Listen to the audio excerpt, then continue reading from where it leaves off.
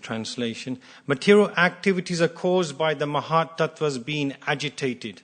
At first there is transformation of the mode of goodness and passion, and later, due to the mode of ignorance, matter, its knowledge, and different activities of material knowledge come into play. So this is quite a technical class because we're talking about creation. And I'm going to read the purport by Srila Prabhupada. And I may interject and say a few words commenting on the purport. Material creations of every description are more or less due to the development of the mode of passion, rajas. The Mahat Tattva is the principle of material creation. And when it is agitated by the will of the Supreme, at first the modes of passion and goodness are prominent, and afterwards the mode of passion being generated in due course by material activities of different varieties becomes prominent. And the living entities are thus involved more and more in ignorance. Brahma is the representation of the mode of passion, and Vishnu is the representation of the mode of goodness, while the mode of ignorance is represented by Lord Shiva, the father of material activities. Material nature is called the mother, and the initiator for materialistic life is the father, Lord Shiva. All material creation by the living entities is therefore initiated by the mode of passion. With the advancement of the duration of life in a particular millennium, the different modes act by gradual development. In the, as such, age of Kali, when the mode of passion is prominent, so, we know that the mode of ignorance is the main mode in the age of Kali, but compared to previous ages, passion is more prevalent in Kali Yuga compared to Satya Yuga, Treta Yuga, Dwapara Yuga. Material activities of different varieties in the name of advancement of human civilization take place, and the living entities become more and more involved in forgetting their real identity, the spiritual nature. By a slight cultivation of the mode of goodness, a glimpse of spiritual nature is perceived. That's true, Krishna consciousness is meant for people in the mode of goodness. It's easier for them compared to people in the mode of ignorance and passion. It's easier to practice Krishna consciousness from the mode of goodness. But it gives us hope. I'll explain how, even if you're in the mode of passion, you can still practice it like me. A glimpse of spiritual nature is perceived, but due to the prominence of the mode of passion, the mode of goodness becomes adulterated, becomes mixed. Therefore, one cannot transcend the limits of the material modes. And therefore, realization of the Lord, who is always transcendental to the modes of material nature, becomes very difficult for the living entities. Even though prominently situated in the mode of goodness through cultivation of the various methods, in other words, the gross matters adibhutam, their maintenance adidaivam, and the initiator of material activities is called adiyatmam. In the material world, these three principles act as prominent features, namely raw materials, its regular supplies, and its use in different varieties of material creations for sense enjoyment by the bewildered entities. Om Gyanti Mirandasya Gyananjana Shalakaya Chakshon Militam Yena Tasmai Shri Gurave Namaha Shri Krishna Chaitanya Prabhu Nityananda Shri Advaita Gadadha Shivasadi Gaur Bhaktarinda Hare Krishna Krishna Krishna Hare Hare Hare Rama Rama Rama Hare Hare. Om Namo Bhagavate Vasudevaya. Om Namo Bhagavate Vasudevaya. Om Namo Bhagavate Vasudevaya. I forgot to say that first. I'm a bit jittery because I'm a bit nervous. I don't know why. Once I was in a place called Deland in America, Florida, and my guru, His Holiness Bhakti Charoswami, was there in the morning program, and he came up to me and he said, can you give class today? And I said, sure, I'll do it. But I was thinking I'm going to give class and he's going to go off somewhere. But instead he remained in the class. And I haven't even prepared the Bhagavatam class. I only had like 10 minutes. So I had to sit on the Vyasasana, give a class while my spiritual master is watching me without any preparation.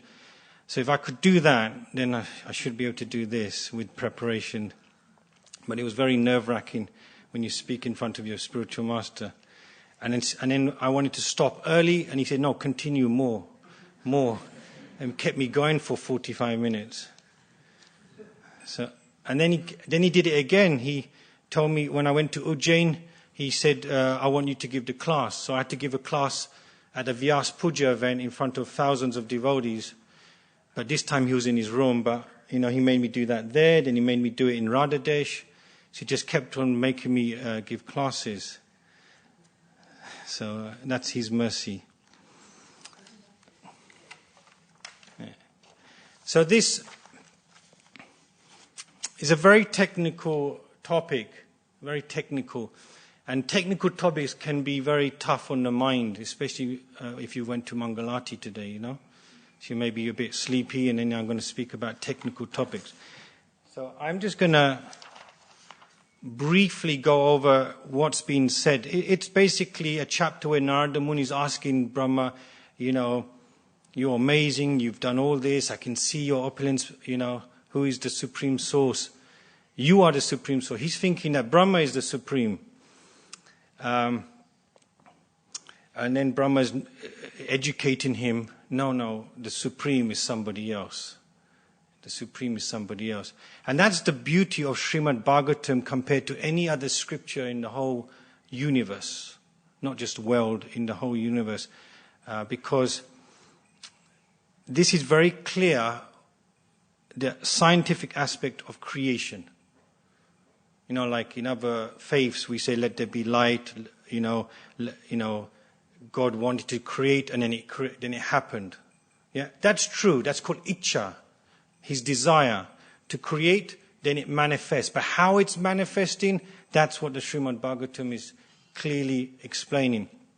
And we have different ways of gathering evidence. Pratyaksha means your own mind and your senses. You gather evidence, right? Anuman, which means logic. It's daylight, that means the sun is out, even though you can't see in this country, but it's out. It's outside, yes? So that's logic, Anuman. And then Shabda Brahman means things that we cannot verify. We may be able to verify some of it, but we just have to take it on faith. It's coming from a higher divine source, i.e. the Srimad Bhagavatam. So in terms of creation, we can have many different speculations, many different theories, but unless you've witnessed it, or you've found out somebody who has witnessed it, i.e. Lord Brahma, or he's got the revelation, we're never going to know. You're never going to know. How are you going to know? Science means to witness. You have to witness. Or you have to have some logic. Anuman. So the Bhagavatam is presenting that witness testimony, that realization that is coming from higher sources. So when I explain all of these things, you may go, well, is it true? I don't know if it's true. You never know. You'll never know. You never know. You have to take that faith that, look, this is something divine, it's coming from a higher source. But it is logical. So you have Krishna, then Krishna expands into Balaram, then Balaram expands into Chatuvyuha, which is, Vasudeva, Pradyumna, Aniruddha, Shankarshan. Then there's another expansion from Shankarshan, Vasudeva, Aniruddha, Pradyumna, and another Shankarshan.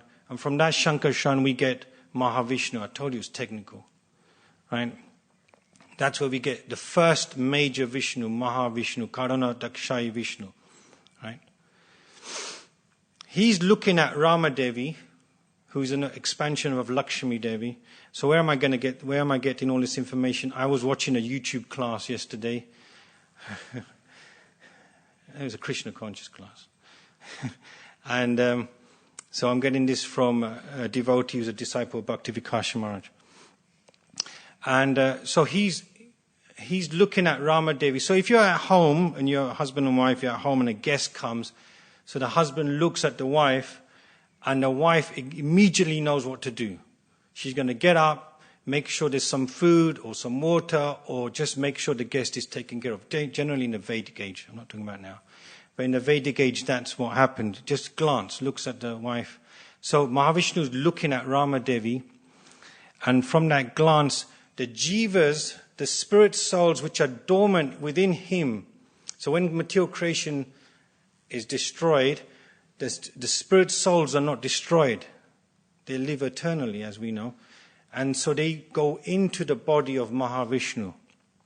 And they remain there in a dormant state, meaning they go to deep sleep. So the glance, when Mahavishnu is glancing on Ramadevi, that glance... Sorry? What represents Ramadevi? Ramadevi represents Lakshmi Devi. I don't... Can you ask later? Sorry. So Ramadevi is... Yeah, I'm teaching. So Ramadevi represents Lakshmi Devi, but that glance is put onto Ramadevi, and Shambhu, who's Lord Shiva, he impregnates the living. That's why Prabhupada is saying the father of the material nature, right? He is responsible for impregnating the living entities. So Ramadevi is giving the living entities to Shambhu. Shambhu takes those living entities and impregnates Durga Devi. Right? Impregnates Durga Devi. Therefore, the mother is Durga. So when they say, oh, Durga is the mother, it's technically correct. And Shiva's the father, is technically correct. And that's why you have Lingam and Yoni, represents the genitals of Shiva and Parvati, and they worship that in Hindu temples. Yeah, they worship that. Some people think, no, that's disgusting, they don't understand, but that is the source of creation. It's a bona fide thing to worship Shiva and Durga, because they represent creation. So Durga obviously is within the Pradhan, and the Pradhan is basically, it's the material elements which are dormant, not activated. But when Lord Shiva, Shambhu, touches, because Vishnu won't touch Maya, Durga, he won't. He delegates that. So Shiva does it, Shambhu does it. And when Shambhu touches Maya Devi, then Pradhan becomes Mahat Tattva, activated. The elements have become activated. And it starts off with Kala, time. Time is created. Time is eternal in the spiritual realm, but in the material realm, there's a start and an end. So then it's created. And then your Ahankara. And from Ahankara, we get the three modes of material nature. Then, so I'm just summarizing, it's really deep, it's a really deep topic. I'm just basically summarizing all of these aspects. But then, Karanadakshay Vishnu, he creates the universes from his pores. And you know what? The universes come small, then they expand, then they contract, just like the scientists say when there's the Hubble telescope and they're looking at the universe and it's expanding, and it will go back, it will contract. So scientists also agree with what we say. The universe expands and then it contracts. So then within each and every universe, it's like a coconut with different layers. And then Garbhadakshay Vishnu goes inside there. Nobody can see Garbhadakshay Vishnu, not even Lord Brahma can see him.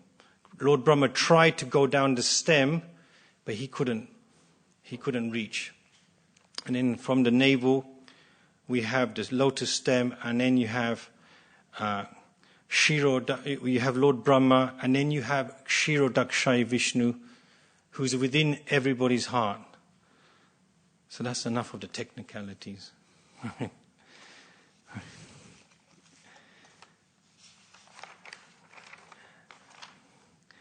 Right. So I'm just gonna go over some of the points that Srila Prabhupada mentioned. Is that we are in this age of Kali, yes, and if you notice, I've been here for 46 years in Kali Yuga, Well, in this life, And every year it gets worse and worse. I don't know if you've noticed that. I mean, millennials don't really may not get it. People born after 2000. Well, I'm born in 76. You definitely see a change. And if you're born in the 50s, you definitely seen a change where people are becoming more and more materialistic or confused or depressed or more anxiety, more illusion. And there's nothing more illusionary than metaverse. Have you heard of metaverse? Yeah, you've heard of that?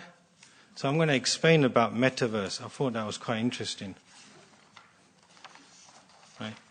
So for you who don't know, and it's good you don't know, there's another universe within this universe called the metaverse. So we have the internet, and you can get totally engrossed in the internet, right? You could go into gaming, and people die playing games. Because there was one boy who played games for 3 days, didn't eat or drink, and he died. Because he was so engrossed in gaming. So we have what we call a new illusory temptation out there, where if you don't like your environment, if you don't like your body, if you don't like the present relationships that you have, you can go into another world, which is called the metaverse. And it's interesting about this world, because recently there was a company called, where they created a metaverse called Afterlife. Can you imagine that? Afterlife, a metaverse. So you go in virtual reality, you get these headsets, or you get the lovely swanky computers, and you go into another universe. You create what they call avatars. So that's a Sanskrit term, one who descends, avatar. So you can be black, white, you can be rich, poor, you can be a male, you could be a female. You can change your perception so that people can see you in a different way. All right? You can buy land, virtual land, which there was a major sale a few days ago where each plot of land was $6,000. $6,000, right? And you had to buy it with virtual coins called ApeCoin. You've heard of cryptocurrency. So you have these coins, digital currency. So you buy the land, 6,000, and then you can sell on that land and make a profit. Obviously, it's not tangible. You can't touch it. Can't sleep on it. You know. So it's virtual. Then you have games. You can have these games. You can go into this different reality and smash people up or jump off mountains. You can marry. If you want, you can find somebody and get married to that person, a virtual person. It says that, you can meet people. I'm sure marriage will come in there. You probably can get initiated if you feel like it. I tell you, there may be a devotee in there, and God, Prabhuji, give me some Diksha, can you help me, give me Harinam. Maybe, there may be devotees preaching in there. I'd laugh if that happened, the first virtual initiation. Right? You can buy products in there, you can sell products in there. Basically, you're trying to escape. You're trying to escape. Have you heard of NFTs? Non-fungible tokens, where, you have this Panchatattva, and then you can sell the digital version of that Panchatattva for millions of pounds, and people can buy it and trade it, and you have ownership over it. So, but it's digital. It's not tangible. It's not like this actual picture that you can keep in your house. So there's a lot of, different aspects of the material world where people are escaping the reality because, it is depressing living in London. I tell you, it's depressing. And being in the material world is very depressing. It's not a nice place. And, you can see that with the mental health increasing day by day. People are becoming more depressed. So they have to create something new to excite people. And that's what metaverse is all about. But ultimately, it's a huge illusion. And people suffer because, when you're in this metaverse and you're in your alter identity, when it's time to eat and drink and socialize, you can't really do that properly. Can you? You just can't be in the real world because you're in an illusionary world. And that's what we're like right now. That's what like most of the people are in this world. We are in the metaverse of the material world. We're given a certain body, we're given a certain intelligence, a certain look, a certain karmic credits, and we are just going around this lovely universe trying to enjoy. When our real identity is inside and our real destination to absolutely enjoy is in the spiritual world. I don't speak long, by the way. I speak half an hour, and I don't take questions except privately. Is that right? Sorry. So we could do it privately, but I don't take it in public. Sorry. Yeah, privately. I prefer private. Because I may say something controversial, that's why I say it privately. I have a certain style when I give classes, so let's have to live with it. All right. So I'm going to go through chapter 14 of the Bhagavad Gita because Prabhupada is mentioning about passion. And generally, most of us are passionate and we go, okay, it's easier to practice Krishna consciousness in the mode of goodness. But what happens if you're passionate? If you've got a passionate nature? Generally, people on the earthly realm are passionate. Why? Because we have to work to live. Working means you need to be in the mode of passion. You have to get up, you have to go and work, you have to earn money, you have to look after things. So it's passionate energy. And in the higher realms, they don't have to work. They just enjoy. Or they meditate.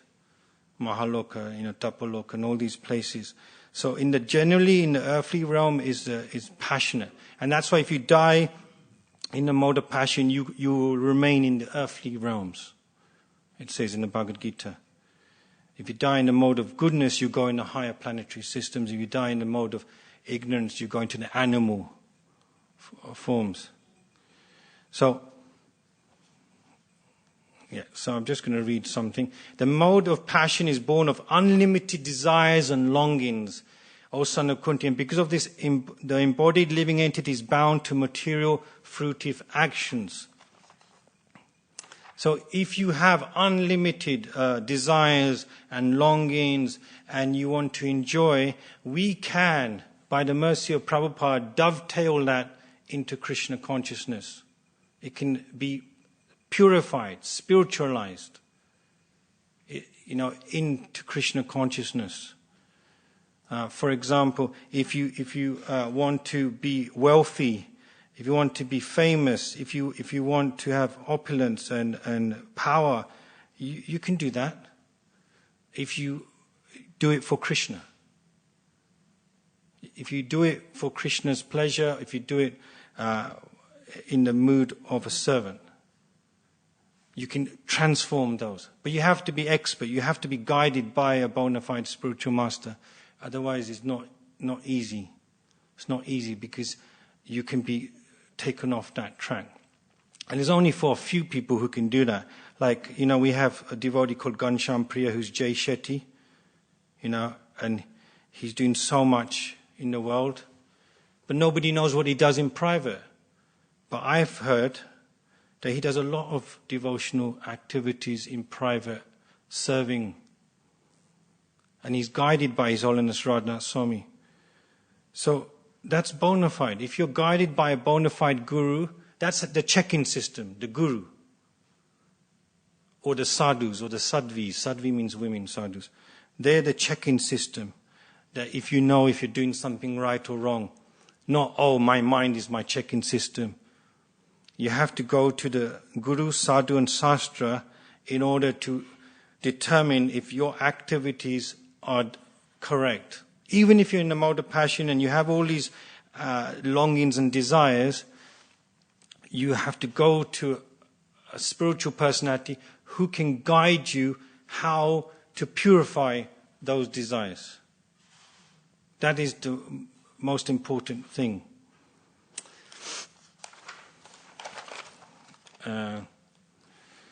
O chief of the Bharatas, when there's an increase in the mode of passion, the symptoms of great attachment, fruitive activity, intense endeavor, and uncontrollable desire and hankering develops. So, you've heard of King Henry VIII, yeah? That was a very pivotal moment in British history, King Henry VIII, because he was obviously Catholic, and he wanted to marry Catherine. He wanted to divorce her, sorry. He married Catherine.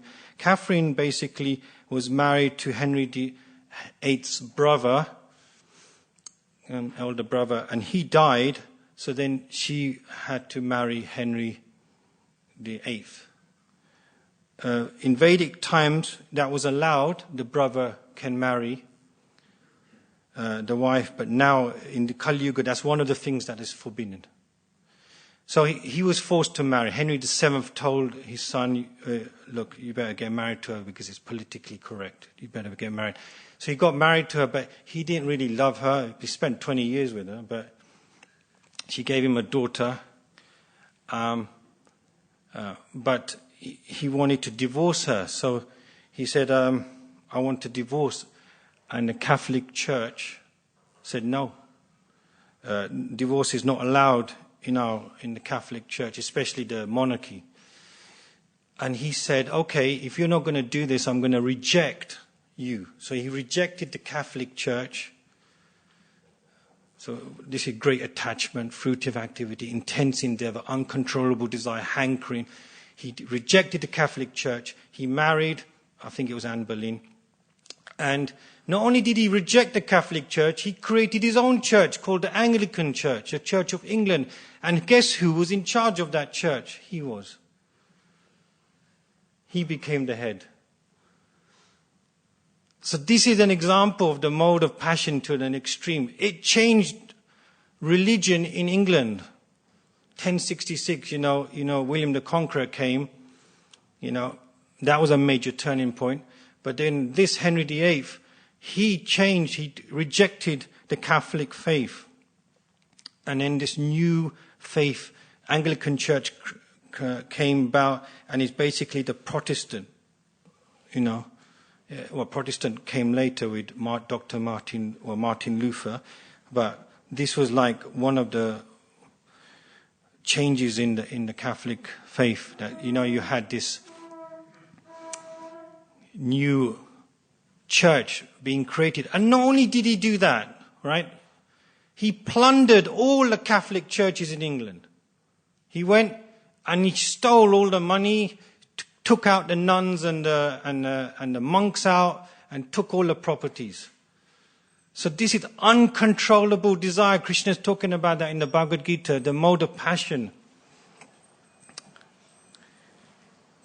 So if one is not guided, then if you're in power and you're not guided by higher authorities, then you're going to do disturbing, detrimental things.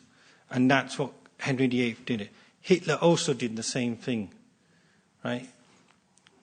Not guided. He waged wars. He killed millions of people. Stalin did the same. Stalin killed more people than Hitler. I heard it was 18 million of his own fellow Russians. And today we are seeing uncontrollable desires and hankering in the world, in a certain part of Europe, where somebody is endeavoring, even though many people are saying, don't do this. Thousands of people are suffering, millions of people are suffering, and thousands of people are dying. But it's because of this mode of passion. Great attachment, fruitive activity, intense desire, uncontrollable desire, hankering. And then you have the mode of ignorance, where you're just basically lazy, madness, illusion, depression, serious depression. I've gone through depression many times, but serious depression and darkness. So it's better to be in the mode of passion than in the mode of ignorance. But they're all fighting each other. 1 minute we can act like in the mode of goodness, and in the next minute passion controls us. And then after passion we get frustrated, and then we may go into the mode of ignorance, and then we jump into different modes. But one thing I can tell you right now is that the best way, from my experience of being Krishna conscious, the best way to survive is to associate with the sadhus. That's the number one way. If we're going through this fluctuation where we're just going through this passion and ignorance up and down, and sometimes there's a mode of goodness, sometimes we wake up in a nice time, Brahma Muhurta, and we do our rounds, and then we feel good for the day. But sometimes that happens, but not all the time. The best way to increase that hankering to be in the mode of goodness, and then obviously transcend that to mode of pure goodness, is to associate with the saintly personalities. And saintly personalities, they're here at Bhaktivedanta Manor. They're at Soho Street. They're all over the world. And they're not only in the Hare Krishna movement. We have saintly personalities in different faiths. Is a qualification, a saintly personality, a personality definitely in the mode of goodness, and definitely a lover of God, a lover of Krishna. So I'm just going to end with talking about two saintly personalities. It's going off tangent, but it's basically a solution to those who find it very difficult to rise onto the mode of goodness and then going above the mode of goodness. Because the mode of goodness is the stepping stone to pure goodness. Right? But how do we get to that mode of goodness platform? How do we get inspired to be in that mode of goodness platform?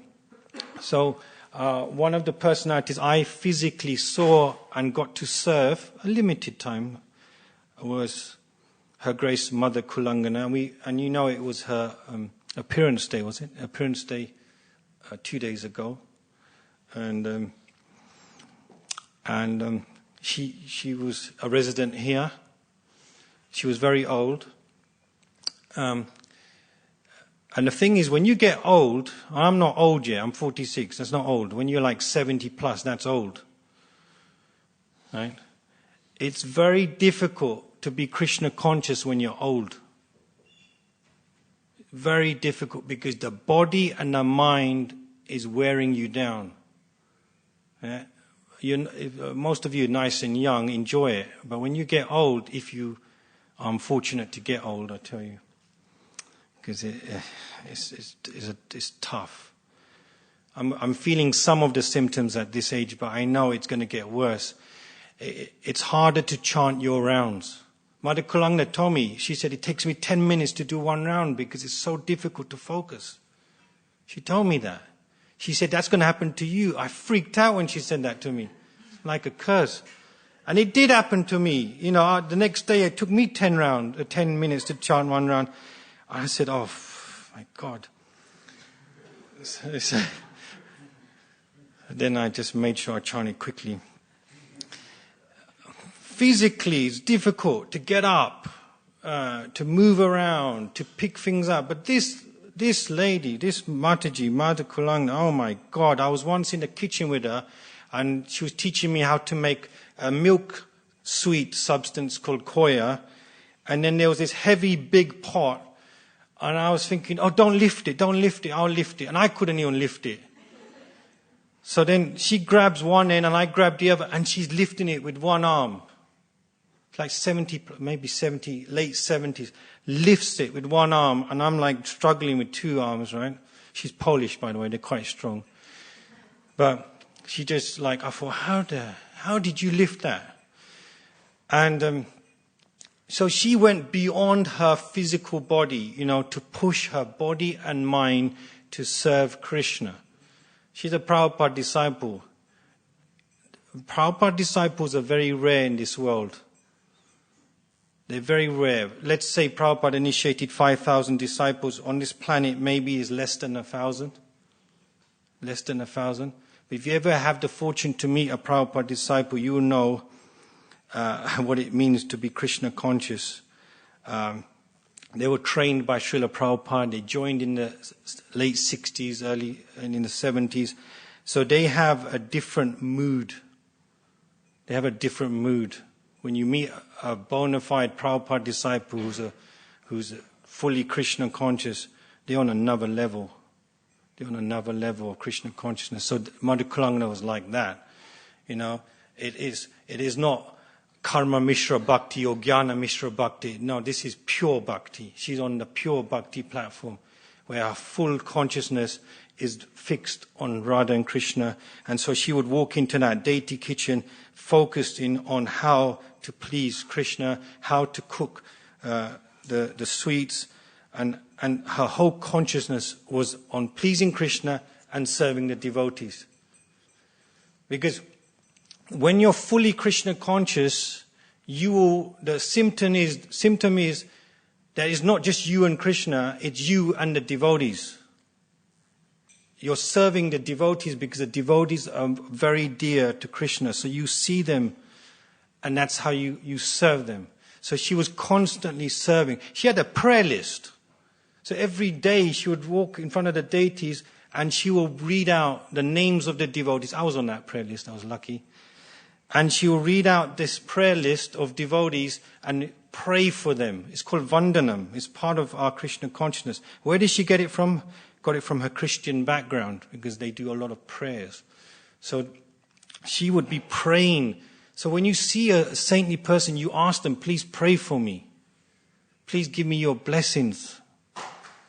That's how you become successful. Don't think that, I'm going to do it on my own. I don't need anybody else. I'm just going to practice Krishna consciousness. It's going to be my effort alone. I've been through those stages, especially when my spiritual master passed away in 2020, because I was totally dependent upon him for guidance. But before he passed away, many years before, I did ask him, I said to him, now you're in front of me, I can ask you any question I want. But one day you won't be here, what do I do? And he said, you have to go to the sadhus. You have to go to the sadhus. And so he explained what it meant. It meant that what happens if in your mind is telling you to go to the pub? He said that. He said, is that Krishna telling you or is it the mind telling you? How do you know? How do you verify? And he said, therefore you go to the sadhu because the sadhu will tell you if it's Krishna conscious or not Krishna conscious. Sadhu just doesn't mean the sannyasi. Sadhu can be anyone who is Krishna conscious, male or female. Many of my gurus are women. Yeah, the people that guide me are women. So it doesn't matter who it is, it doesn't matter gender, it's the matter of, is that person fixed up in Krishna consciousness? So when he passed away, it was very difficult for me because, it's like being blind. It's like being spiritually blind. You lost your spiritual master, he's gone, you can't ask questions. Well, what do you do? So, it's a tough situation. But it forces you to grow up. So if any of you have a spiritual master who's living on this world, make sure you take that association as much as possible. Ask the questions about the future. Because I asked a lot of questions about the future, my future, before that person passes away, especially if they're a Prabhupada disciple, because they will pass away within the next few years. It's guaranteed. Within the next 10 years, hardly any will be on the planet. So when he's gone, it was very difficult. But it was very difficult for me to go to the sadhu. It's very difficult because of the ego. Oh no, I don't want to do it. I miss my guru, but I don't want to go up to other devotees and take shelter or guidance. Ego. But then Bhutta Bhavana Prabhu corrected me and he said, no, you have to go to the sadhus, because Bhutta Bhavana Prabhu also has a spiritual master who passed away in 2005. His Holiness Bhakti Tirtha Swami. So, for the last 17 years, how is he surviving? He's surviving on associating with the sadhus. The sadhus represent the spiritual master, the Siksha Gurus. So I didn't really understand that concept so well after my guru passed away, but now I'm beginning to understand it, that I cannot remain fixed up, I cannot remain strong unless I'm associating with saintly personalities. So the benefit of associating, I'm going to end soon, the benefit of associating with saintly personalities is that when the chips are down, when you're in the mode of ignorance or passion, and when you're not feeling enthusiastic to serve, and when your mind is giving you so much problems, when you associate with enthusiastic, saintly personalities, it gives you the strength to carry on. There's many times we find it difficult to carry on in our journey. We stumble, we fall down, we commit offenses, we have issues with faith. But when you associate with the sadhus, it reinvigorates your faith.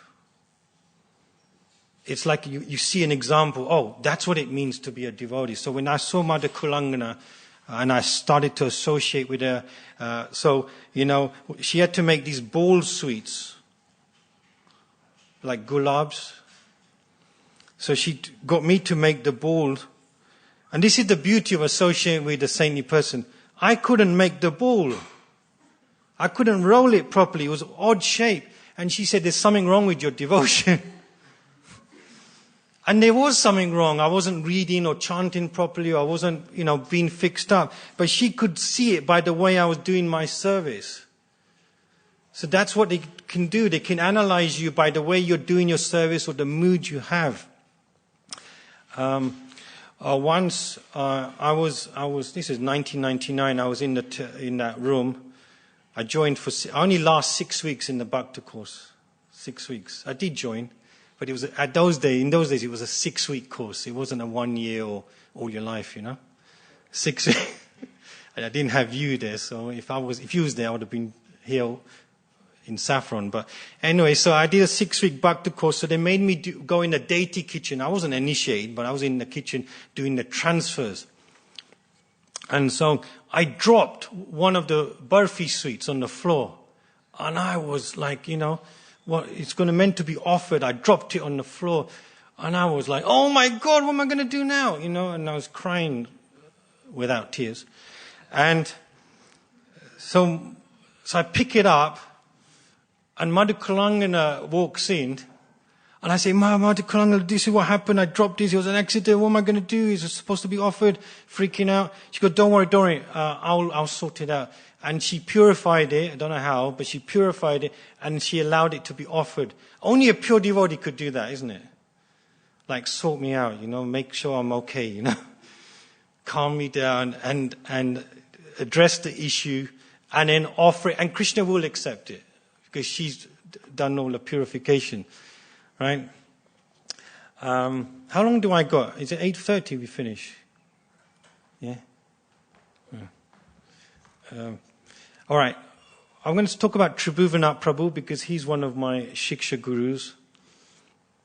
Many of you don't know him. We're still waiting for that book to come out. It's been 20 years, There's a book about his life and they still haven't written it. So if anyone's listening, please get that book sorted out. Please, I need that book. Before I die, at least. Let me have that book. And he's a Prabhupada disciple. He joined in 1969. He was the first temple president of Bhaktivedanta Manor. So he's a legend in our movement. Right? He wasn't a guru, he wasn't a sannyasi, he wasn't GBC, he was just a vanaprastha in Saffron, and he would go out frontline preaching, Harinam, Sankirtan, festivals, things like that. He inspired a generation of people, multi-generations of devotees.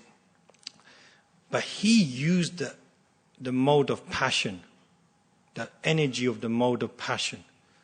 So if you're a devotee and you are in the mode of, like you have that passionate energy which many of the American and European devotees displayed during Prabhupada's time. He came and he used that mode of passion to spread Krishna consciousness. That's how it spread.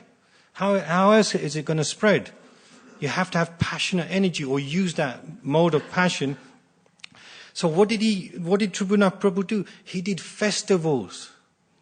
So festivals are very passionate activity. You have to go out and Harinam every day to distribute the flyers. You have to do poster pasting to put posters on the walls. You have to go fundraising.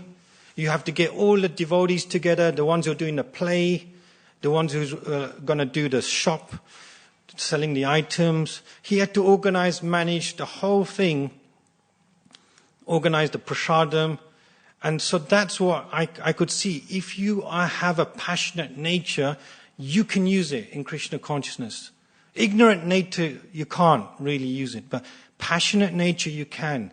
And if you are in that passionate nature, look at these personalities that went around the world. Tamakrishna Goswami Maharaj, who went around the world spreading Krishna consciousness, using that passionate nature to give Krishna to others. You can do that.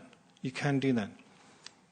And I'm going to end with this. Once Tribhunath Prabhu was talking to Srila Prabhupada, and he was talking about the role of the Guru. And Srila Prabhupada had his glasses on, and Prabhupada took off the glasses and said, the Guru is like this, the glasses. So what's the purpose of the glass? Glasses is to focus. Yeah? That's why you wear glasses, to focus. So the Guru helps you to focus on Krishna. I could go on, but I better stop now. Thank you. No questions. All glories to Srila Prabhupada.